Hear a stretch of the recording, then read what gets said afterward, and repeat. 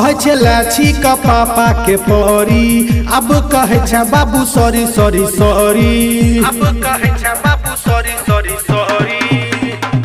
कहे छे लाछी का पापा के परी अब कहे छे बाबू सॉरी सॉरी सॉरी तू तो कह देल हमर खून गे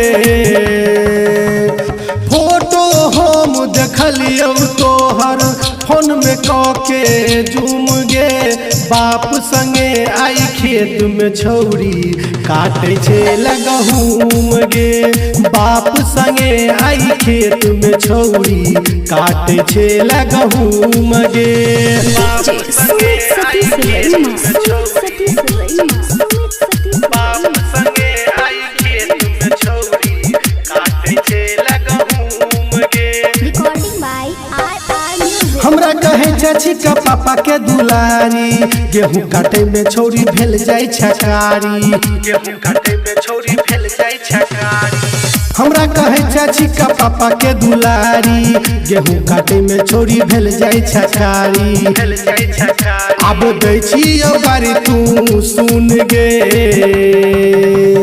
फोटो हम देखलियो तोहर फोन में के झूम गे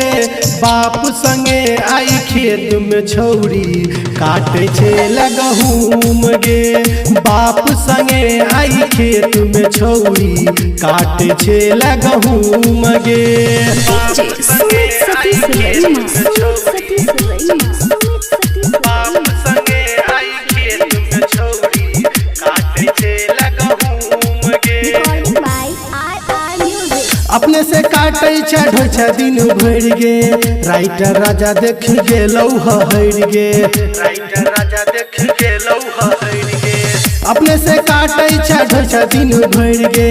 राइटर राजा देख गेलौ हर गे डीजे शर्मा के मिलते सकून गे फोटो हम देखलियो तोहर फोन में के झूम गे